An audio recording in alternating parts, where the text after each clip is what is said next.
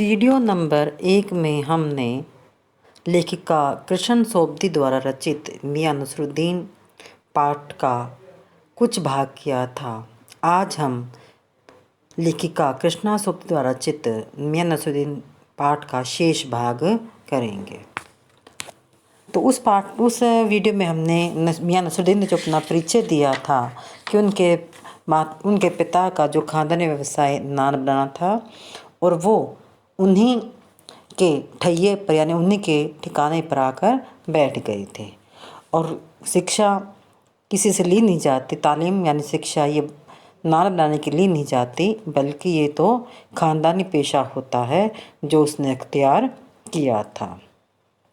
अब आगे मीर साहब ने सिर हिलाया। मियाँ अभी लौट के आते हैं तो बतावेंगे। आप दूसरी पढ़ाई की बाबत कुछ कह रहे थे न? इस बार मियाँ नसरुद्दीन ने यूँ सिर हिलाया कि सुकरात हो। हाँ, एक दूसरी पढ़ाई भी होती है, सुनिए। अगर बच्चे को भेजा मदरसे तो बच्चा न कच्ची में बैठा न बैठा वह पक्की में, न दूसरी में और जा बैठा तीसरी में। हम यह पूछेंगे कि इन 3 जमातों का क्या हुआ उन 3 क्लासों का। फिर मियां नसरुद्दीन ने जब मीर साहब से पूछा तो कहते कि वापस लौटते से मैं आकर बताऊंगा। तो आप दूसरी पढ़ाई की बाबत यानी कि दूसरी पढ़ाई के बारे में बात कर रहे थे। तो इस बार जब मियां नसरुद्दीन ने सिर इस तरीके से हिलाया कि जैसे दार्शनिक सुकरात हिलाता हो। हाँ, और एक पढ़ाई भी होती है कि जब मदरसे अर्थात स्कूल बच्चे को भेजा जाता है, न कच्ची में बैठा न बैठा वह पक्की में न दूसरी में और जा बैठा तीसरी में। जैसे वर्तमान काल के जो स्कूल हैं नर्सरी KG UKG LKG वगैरह होते हैं, तो ठीक वैसे ही पहले 2 साल में एक क्लास होती थी। पहले कच्ची फर्स्ट और पक्की फर्स्ट बोलते थे। कच्ची फर्स्ट में सिर्फ बच्चों को ओरल सिखाया जाता था और पक्की में उसे सब रिटर्न वर्क सिखाया जाता था। तो फिर वही कहते हैं कि न वह कच्ची में अर्थात न तो उसने ओरल सीखा और ना फिर पक्की अर्थात ना उसने रिटर्न वर्क सीखा और ना दूसरी में और जा बैठा तीसरी में अर्थात उसने पहले कुछ नहीं सीखा। और उन 3 जमात यानी 3 क्लासों में जो है उसने क्या किया।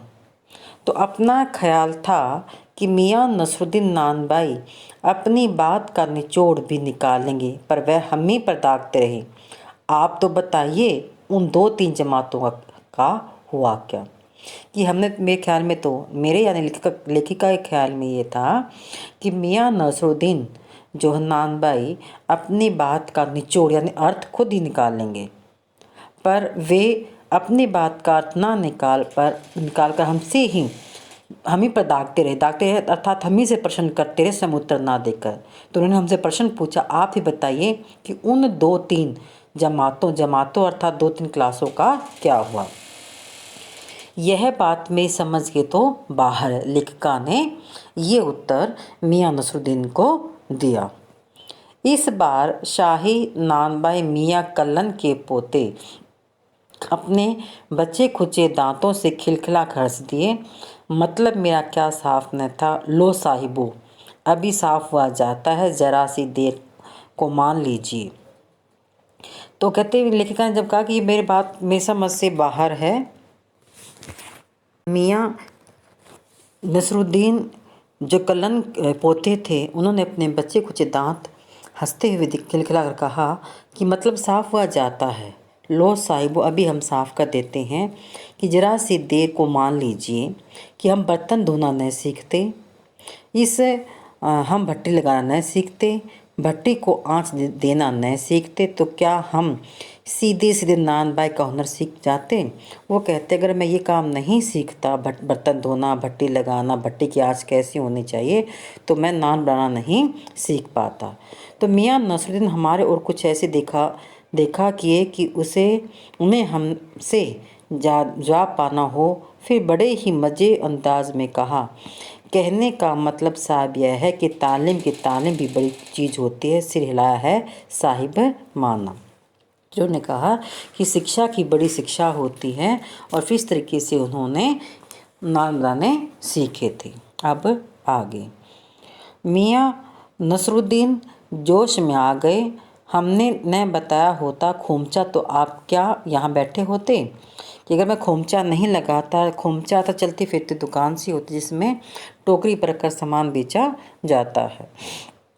मियाँ को खोमचे वाले दिनों में भटकते देख हमने बात का रुख मोड़ा। आपने खानदानी नानबाई होने का जिक्र किया, क्या यहाँ और भी नानबाई हैं?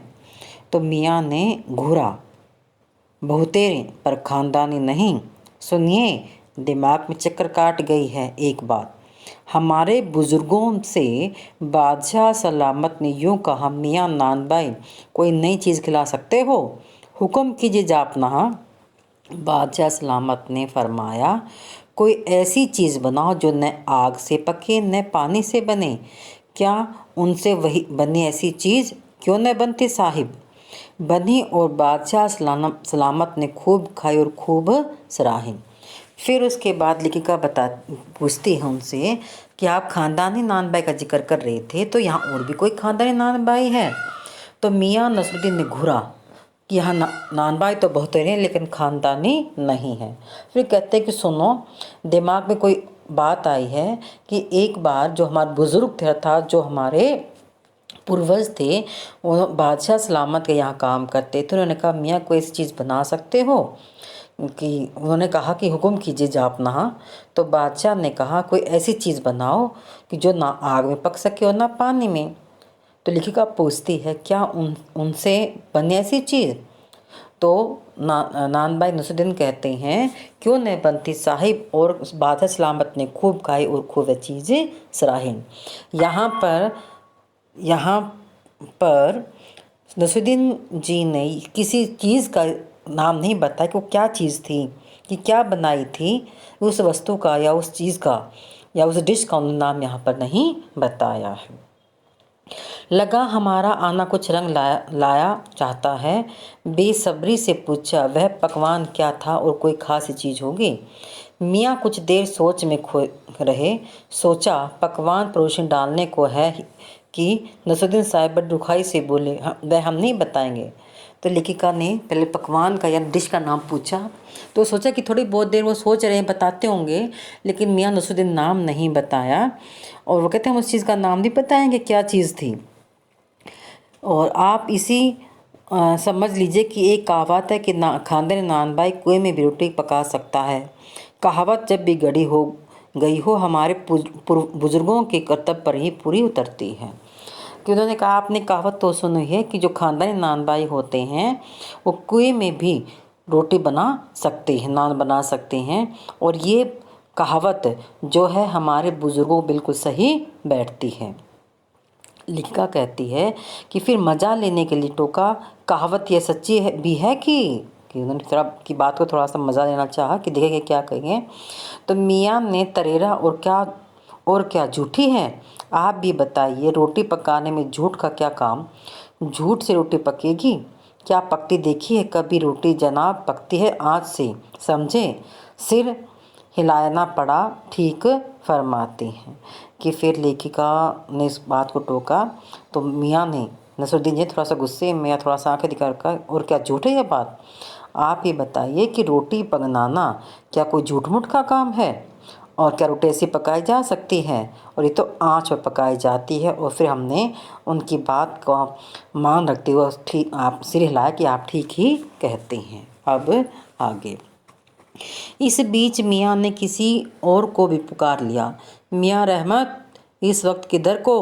अरे वह लौंडिया न आई रुमाली लेने, शाम को मंगवा लीजो। मियाँ एक बात और आपको बताने की जहमत उठानी पड़ेगी। कि इसी बीच मियाँ ने किसी को पुकारा, रहमत कोई होगा उसका कारीगर, और कहती कि वो जो लौंडिया यानी ये यूपी शब्द है जहाँ लड़की को बोला जाता है कि रुमाली एक तरह की रोटी होती, बिल्कुल महीन पतली रुमाल की तरह होती है। तो जैसे आपका हैंकरचीफ होता है उसकी तरह होती है, और इसलिए उसे रुमाली रोटी कहा जाता है। फिर मियाँ ने कहा, मियाँ आपसे एक बात और पूछनी है, अगर जहमत उठानी होगी। जहमत यानी थोड़ा सा आपको कष्ट उठाना पड़ेगा। मियाँ ने इतने में एक बीड़ी और सुलगा ली। सो कुछ फुर्ती पा गए थे। पूछी कि बीड़ी दोबारा पीने लगे थे और फिर थोड़ा सा जैसे जोश सा आ गया वो। पूछे, अरे बात ही तो पूछिएगा, जान तो न ले लेगा। उसमें भी क्या देर, 70 के हो चुके। अर्थात उन्होंने कहा कि आप जान तो नहीं ले लोगे, बातें तो पूछोगे, अब मैं तो 70 साल का हो चुका हूँ। फिर जैसे अपने से ही कह रहे हों, वालिद मरहूम तो कूच किए, 80 पर क्या मालूम हम इतनी मोहलत मिले न मिले। फिर उन्होंने अपने आप से कहा कि वालिद अर्थात मेरे पिता जो हैं 80 साल के थे तब उनकी डेथ हुई थी और मेरा तो पता ही नहीं। इस मंजूमन पर हमने कुछ कहते न बन आया तो कहा, अभी यही जानना था कि आपके बुज़ुर्गों के शाही बावर्ची खाने में तो काम क्या ही होगा कि आपने जैसे बात की किसी राजा बादशाह ने उनसे खाना बनवाया था, तो आपको इस चीज़ का तो पता होगा कि किसी शाही बावर्ची खाने में उन्होंने काम किया था। बावर्ची खाना अर्थात किचन या रसोई जो राजा महाराजों की बड़ी होती है। तो मियाँ ने बेरुखी से टोका, यह बात पहले तो हो चुकी है। मतलब उनका वो जवाब देना नहीं चाह रहे, इसलिए बेरुखी से बेमंसूर ने बात कही। हो तो चुकी साहिब, पर जानना यह था कि दिल्ली के किस बादशाह के यहाँ आपके बुजुर्ग काम क्या करते थे। कि ये बात हो चुकी है, लेकिन मैं आपसे जानना चाहती हूँ कि दिल्ली के कौन से बादशाह थे जिनके यहाँ, जिनके बावर्ची खाने में था, जिनके रसोई घर में आपके बुजुर्गों ने काम किया था। अजी साहिब, क्यों बाल की खाल निकालने पर तुले हैं? कह दिया न कि बादशाह के यहाँ काम करते थे, सो क्या काफ़ी नहीं? फिर कहते क्यों छोटी छोटी बातों पर आप बिल्कुल गहराई तक जा रहे हो। जब मैंने एक बार कह दिया कि वो किसी बादशाह के यहाँ काम करते थे तो इतना काफ़ी नहीं आपके लिए? हम खिसखियानी हंसी हंसे, यानी कि हम थोड़ा सा वैसे ही बेमन से हंसे। है तो काफ़ी, पर जरा नाम लेते तो उस वक्त को मिला लेते कि वैसे है तो काफ़ी, लेकिन अगर आप मुझे बता देते तो हम उस समय को टाइम को जोड़ लेते, वक्त से मिला लेते खूब। पर किसे मिलाते जनाब आप वक्त से? मियाँ हंसे, जैसे हमारी खिल्ली उड़ाना चाहते हो। वक्त से वक्त को किसी ने मिलाया है आज तक? या टाइम को टाइम से मिला पाया है कोई? खैर पूछिए, किसका नाम जानना चाहते हैं? दिल्ली के बादशाह का ही न? तो उनका नाम कौन नहीं जानता, जापना बादशाह सलामत ही न। तो फिर कहते कौन नहीं जानते जो दिल्ली के बादशाह थे? कौन से?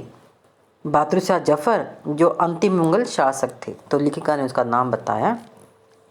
तो मियाँ ने खींचकर कहा, फिर अलट पलट के वही बात कि अलट पलट यानी बार बार फिर उल्टी सीधे आप ये बात पूछ रहे हो। लिख लीजिए बस यही नाम। क्या आप लिख लीजिए कि वही नाम हुआ जो आपने कह दिया।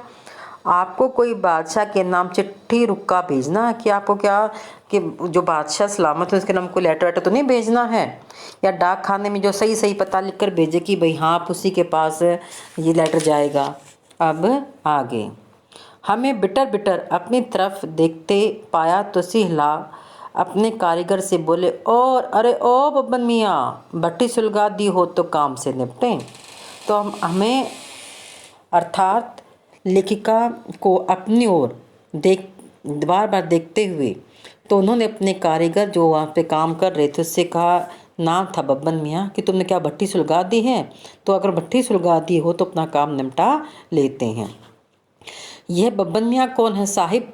जब बब्बन का नाम लिया तो लेखिका ने फिर पूछा कि बब्बन कौन है? तो मियाँ ने रुखाई से यानी कि बिना उसके नाम के जैसे फाँक ही काट दी हो, अपने कारीगर और कौन होंगे? मन में आया पूछ ले आपके बेटे बेटियां हैं।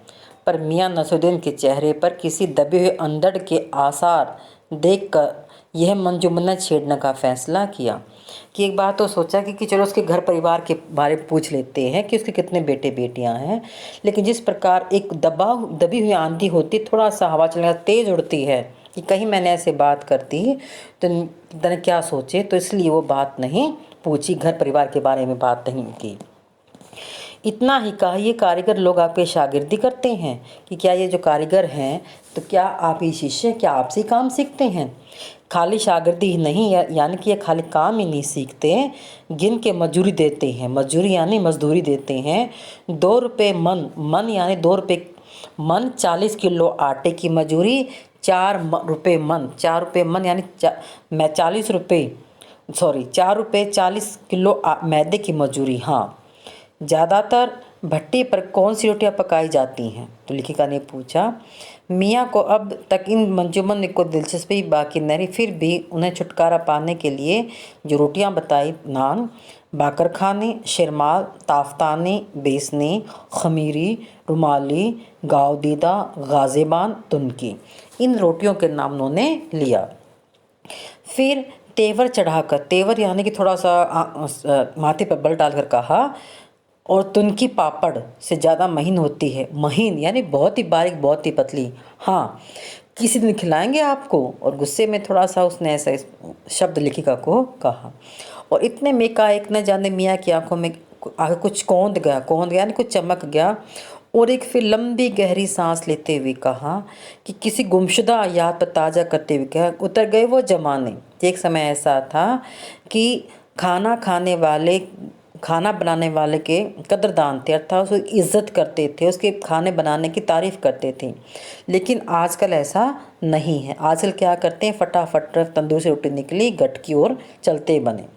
यानी कि आजकल जो एक हुनर है, एक कला है खाना बनाने की भी, पहले तो जब कोई खाना बनाता था तो सभी उसकी तारीफ़ करते थे, लेकिन वर्तमान काल में ऐसा नहीं रहा। आशा है कि आपको पाठ समझ आ गया होगा, और अगली वीडियो में हम इस पाठ के बहुविकल्पीय प्रश्नोत्तर और अन्य महत्वपूर्ण प्रश्नोत्तर करेंगे। धन्यवाद।